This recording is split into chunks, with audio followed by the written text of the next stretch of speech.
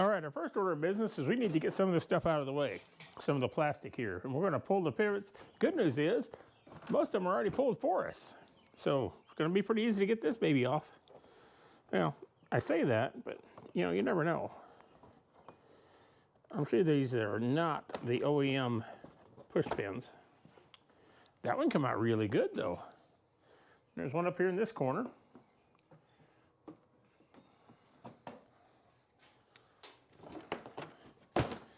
And we got one up here in the front as well.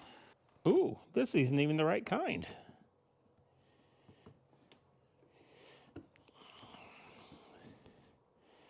Needless to say, this thing has probably spent its entire life on a farm.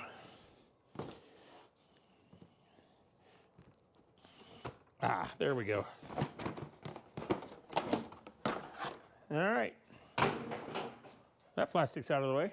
Now what we're trying to get to is there's a connector under here for our stator wires. This thing apparently doesn't charge either. So we're going to take a look at that and find out what's going on there. That's where we're headed. We might as well just pull this tank cover off now because we're definitely going to be inside there, at least that far. All right, now we can actually see our connectors. This is the connector we're after because this is the stator connector. And we need to find out if the stator is dead on this thing or the regulator rectifier isn't putting anything out or a wiring issue in between. Right now, I'd say it's a wild card. It could be any of the above. This is the one that goes down to the engine. These three yellows on here are a three-phase AC charging system. And the back two back here are probably crank position sensor, I'm going to guess. We're not concerned about those. All we want to know is these three yellows. So let me grab a meter and we'll check those sweethearts out. All right, we got the old Fluke Model 73 here, and we're going to see what kind of resistance we got between all three of these. 0.2 ohms is not very good. Yeah, they're fairly even. Let's see if it'll put out any AC voltage. For that, we got to make the engine go whirling.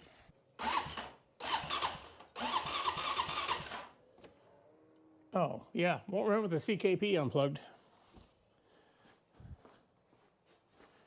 Alrighty, plan B. We're going to have to plug this sweetheart back in, and then we're going to have to move to the other connector. It goes to the regulator rectifier, which is right back in here. Our reg rec lives up here where it's probably too dark for you to actually see in there. So we're going to pull this resonator off here, then we'll get to that plug in. But we're going to have to reconnect this one to actually get the engine to run. That one's back in. Let me pull the resonator. This is the resonator. All it does is increases the airbox volume so it makes less noise. And we're going to take it off. It just has a 10mm headed bolt or two. So let me grab a tool.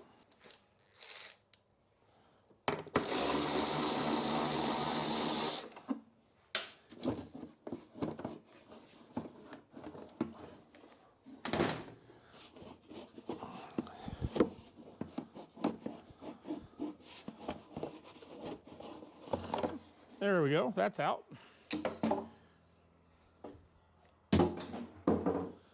Now we can get to the regulator rectifier much, much easier. All right, we'll disconnect it. Nice solid connector. And our three yellows are here, here, and here.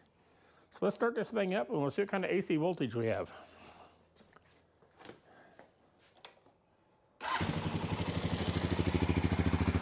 Man, it runs way better with the CKP plugged in.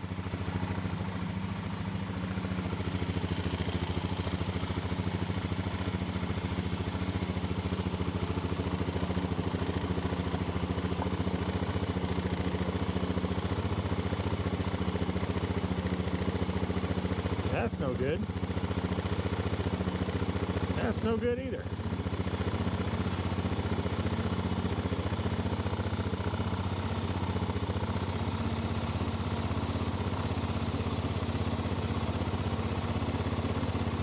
We only got about 1.5 AC volts. We should have about 30 or 40 idling.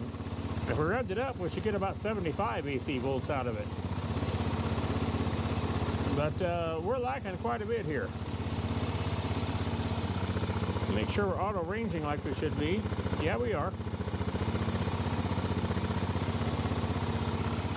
So yeah, I want to set you aside for just a second and rev this up and see what it does.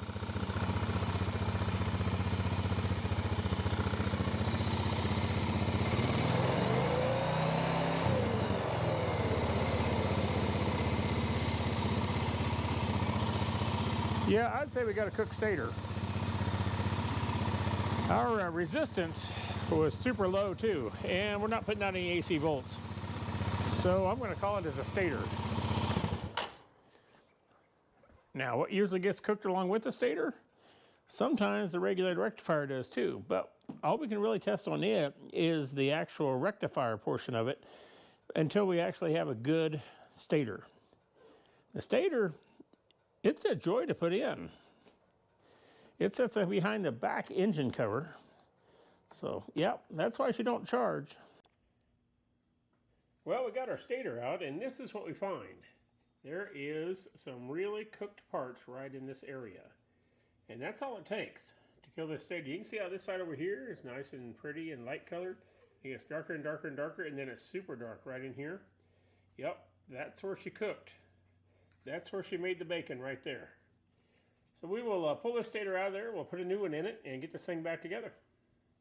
Yeah, that's the plan.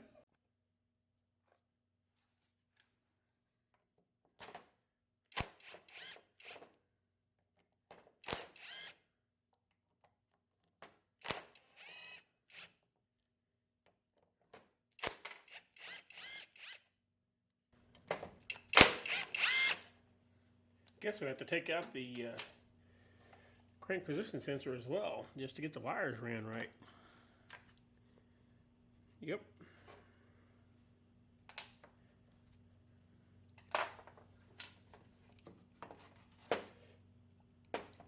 Man, those babies are stuck in there.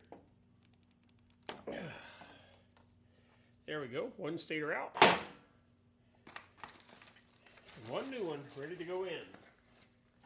As soon as we get her opened up.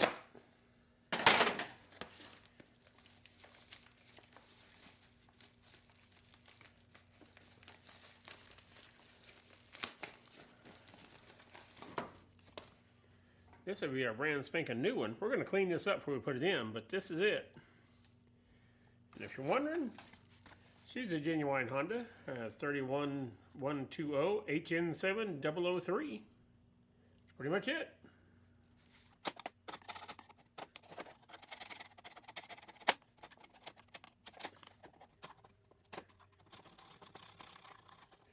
And we'll just keep going like this till we get her done. Alrighty, we got her cleaned up and we're ready to go back together. So we will take and lay our stator in here about like it goes. It's going to be somewhere near there with all three holes lining up and everything pointing in the right direction. That looks pretty good. However, of course, our wires are 100% out. This one turns easily, this one does not. But I think this wire gets routed differently anyway. He goes down there and attaches to our coil here. Let's get us some Suzuki X-Star 1207B out here. B is for beautiful or black, depending on what you want to say. And we're just going to lay a little bit onto these to help them seal.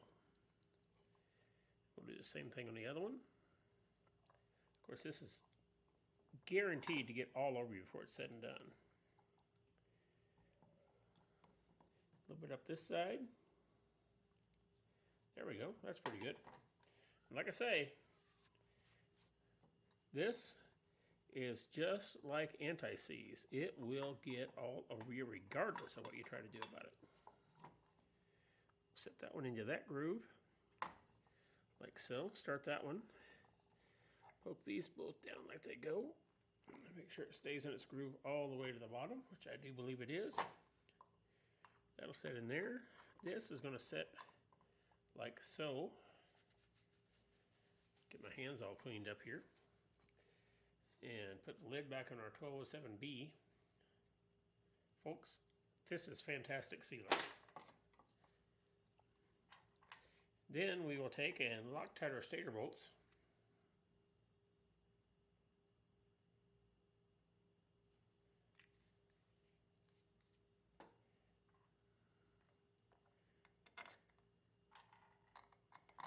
See, it goes everywhere. Absolutely everywhere.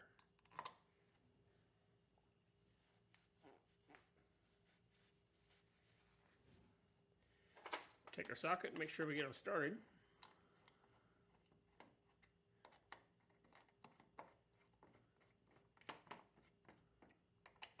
And the third one.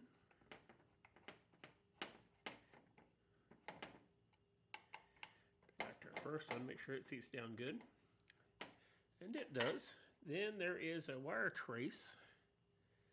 This thingamajigger right here. And this goes right there.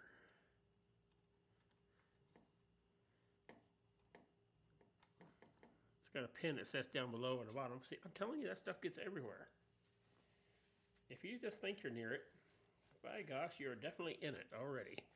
Loctite or bolts that hold a crank position sensor in. And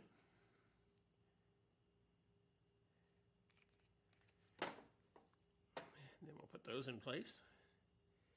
Find my other socket. It's on the gun, of course.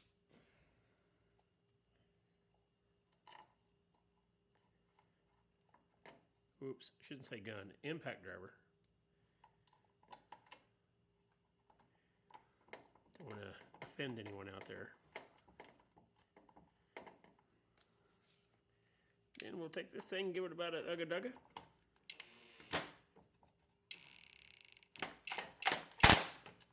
Like that.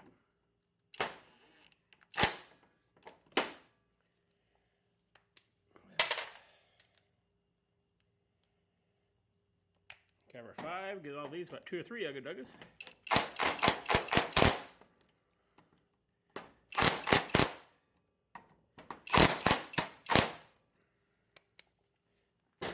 And never fear, we'll grab a ratchet and check them.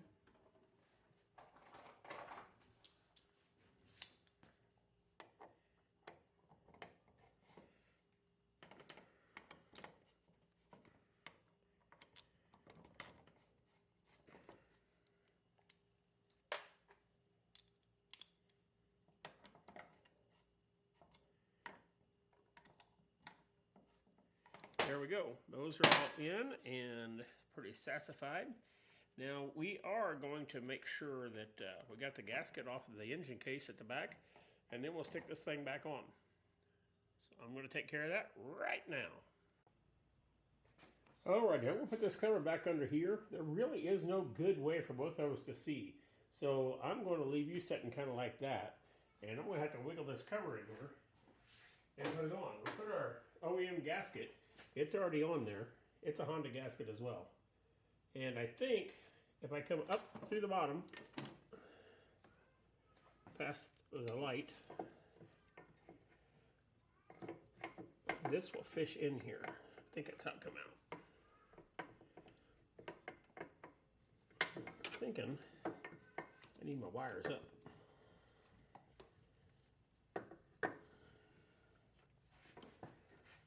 Oh, yeah, now we're getting closer. We have to get the inside parts on the inside. I think we'll be doing pretty good. So on that one, yep. There, it's on the dowel pins. That couldn't have went much better. I thought it went swimmingly. All right. Got a bunch of bolts to put in this thing.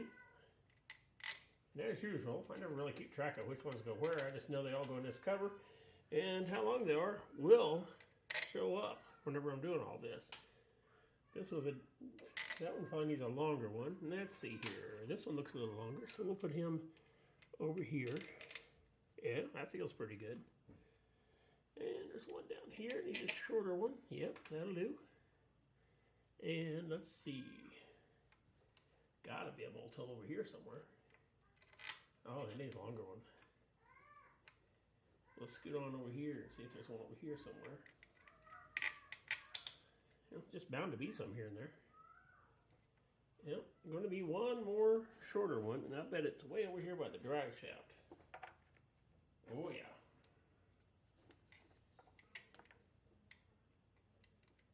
So you get him started in the hole.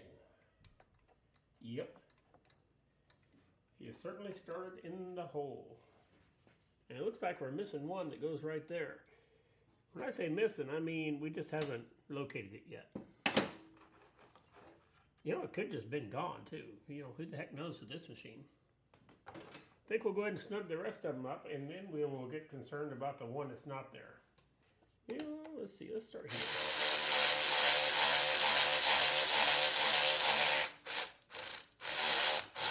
And it's going to need a long way to get around the starter motor. Got to be one down here I can reach. Oh, yeah, I can reach that one. Let's tighten this one up.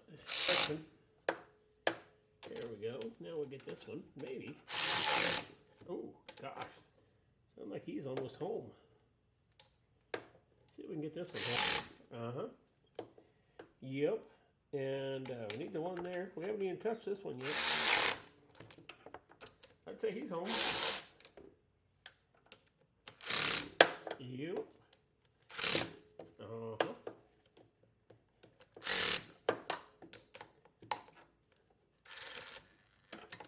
That one. All we're missing is the one that goes there.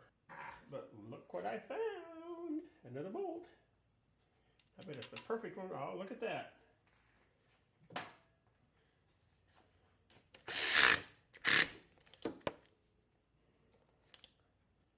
I think we'll get a non-electric handle. Oh, that's pretty good. I like that one. Oh. Why the heck do we even bother checking these? They're always good. Yep, I declare that to be pretty darn good. Then, after that, we got to put our pole starter catcher thing in there. All I do is locate that sweet thing. Look under everything. I've already moved twice. There it is. All looks pretty good. We'll just slide her in here. Feels like I'm fighting something a little bit. That's probably that seal. No, I'm through the seal pretty good. Might be a situation where there's one missing spline. You gotta line it up. There it is, right there. Boom. I like it when we think about stuff the right way instead of the normal way. I'm running the bolt in that holds the flywheel on.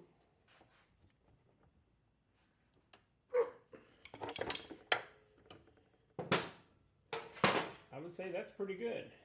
That's all on there. We'll have to test it out in just a minute.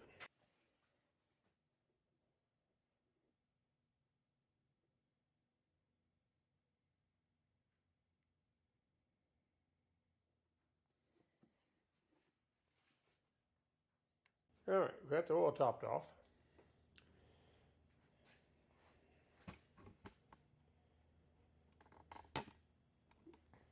Need to plug in our stator, or connect our stator.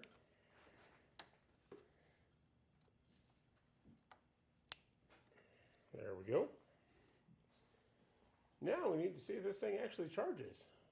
There we go, we got 12.08.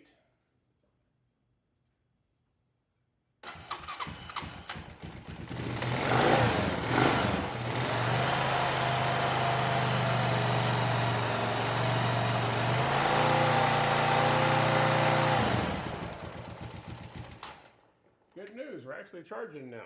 All right, that takes care of the stator. Hey guys, we got lots of little projects going on with this thing, and this is just one of them. We still have some other stuff coming up. We did ball joints, that's going to be one of them. Rear brakes, rear axle bearings, that'll be another. Anyway, stay tuned, make sure you subscribe, and as always, thank you for watching, and God bless.